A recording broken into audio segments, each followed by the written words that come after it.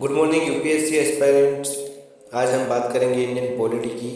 लक्ष्मीकांत, जो हर स्टूडेंट को ऐसा लगता है इतनी बड़ी बुक को पढ़ना कैसे और किस तरीके से पढ़ना और क्या पढ़ना इसमें जिससे हम प्रीलिम्स में अपने अच्छे नंबर कवर कर सकें। जी हाँ दोस्तों, हर साल यूपीएससी जो इंडियन पॉलिटी से उससे क्वेश्चन पूछती है। इंडियन पॉलिटी को आप करने के साथ साथ आपको करंट अफेयर से भी अपडेट रहना जरूरी है, कि पॉलिटी के जो करंट अफेयर से रिलेटेड है उससे भी क्वेश्चन पूछे जा सकते हैं। जैसे लास्ट टाइम इंडियन प्रेसिडेंट का इलेक्शन था तो प्रेसिडेंट का क्वेश्चन आया था। इस तरह से जो भी अभी करंट में है हमारा उससे रिलेटेड, जैसे करंट इशू गवर्नर के होते हैं कभी, ओके, नॉर्थ ईस्टर्न स्टेट में कुछ होता है शेड्यूल ट्राइब से रिलेटेड, तो इन बातों को ध्यान में रखते हुए हमको थोड़ी प्रिपरेशन में उस टॉपिक पे थोड़ा ज़्यादा फोकस करना है। तो अभी मैं आपको बताऊंगा जो मेरा लास्ट ईयर का एक्सपीरियंस रहा है पॉलिटी में, किस तरह के क्वेश्चन पूछे जाते हैं, और जो लास्ट प्रीवियस पेपर भी जो मैंने देखे हैं उसमें थोड़ा बहुत मुझे पता चला है कि किस तरह के पैटर्न के क्वेश्चन पूछे जाते हैं। और एग्ज़ाम हमारे लगभग 105 डे अप्रोक्सीमेटली बाकी है, तो अब हमारे पास समय बिल्कुल कम है।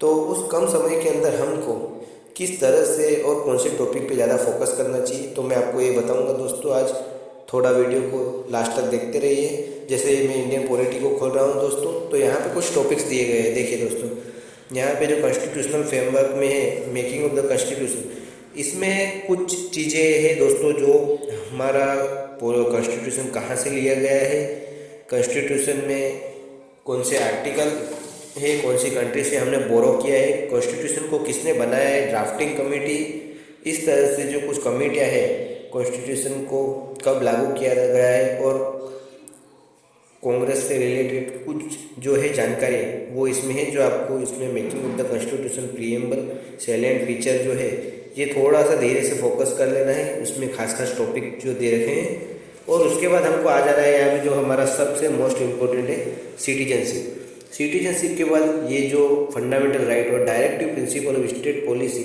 Fundamental duty, basic structure of constitution, ये आपको भूलना ही नहीं है। इसमें से क्वेश्चन कभी बन ही सकता है और बनते ही है हर साल। जैसे बेसिक स्ट्रक्चर है, फंडामेंटल ड्यूटी, ओके।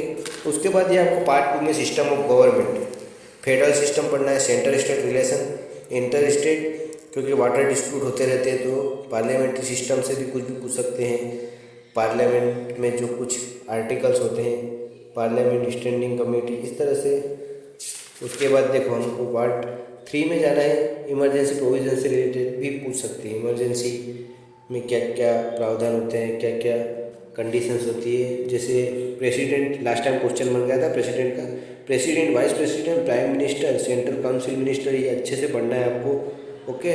उसके बाद कैबिनेट, पार्लियामेंट्री कमेटी, जैसे कुछ मैं बताऊंगा आपको। सुप्रीम कोर्ट इम्पोर्टेंट है। जुडिशल सिस्टम, जैसे इस साल judicial national judicial appointment commission रहा है तो इस बार शायद जुडिशल का क्वेश्चन बन सकता है। जैसे गवर्नर में भी जो तमिलनाडु के जो गवर्नर है पार्लियामेंट में उठकर चले गए थे, तो उस तरह से गवर्नमेंट के जो भी आर्टिकल कौन से लगते हैं, गवर्नमेंट की ड्यूटीज़ क्या है, गवर्नमेंट के वर्क क्या है, गवर्नमेंट और सेंट्रल का क्या रिलेशन है, ये सब स्टेट लेजिस्लेचर से इतने खास क्वेश्चन पूछे नहीं जाते। यूपीएससी है तो यूपीएससी में सेंटर का ज़्यादा पूछा जाता है, पर फिर भी हमको एक बार सिर्फ नज़र मारनी है, ट्रिब्यूनल में पूछा जा सकता है, ओके। इस तरह से फिर और हमको जैसे special provision of some states के लिए मैंने आपको जैसे बताया था, Panchayati Raj, municipalities important, schedule tribe के बारे में जो मैंने बताया उसमें से एक क्वेश्चन हर साल बनता है। Election commission is must important, election commission से बनता है। यूपीएससी फाइनेंस कमीशन, जीएसटी से भी बन सकता है। एससी एसटी नेशनल कमीशन, ये भी बताया मैंने, है ना। ये controller, auditor general, attorney general, last time question बना था दोस्तों। तो ये क्या, इसमें कौन सा आर्टिकल होता है, इनकी ड्यूटी क्या होता है, टर्म क्या होता है, इनको कौन अपॉइंटमेंट करता है, इस तरह से इस बेस पे क्वेश्चन बनते हैं दोस्तों। नीति आयोग, इस पे भी बनते हैं। Human right commission, okay.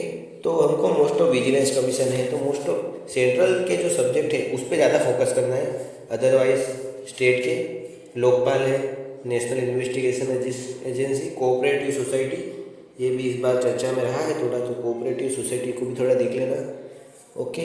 जैसे ये चलेगा। इलेक्शन कमीशन, ओके, ये करना है हमको। ओके, उसके बाद एंटी डिफेक्शन लॉ, ये थोड़ा इम्पोर्टेंट है, इसमें से क्वेश्चन बन सकते हैं। तो इस तरह से जो मैंने आपको बताया दोस्तों, इस पर थोड़ा फोकस कीजिए और लक्ष्मीकांत को थोड़ा कीजिए रिवाइज। जैसे सिलेक्टेड को मैंने आपको जो बताया टॉपिक, ये मेरा एक पर्सनल व्यू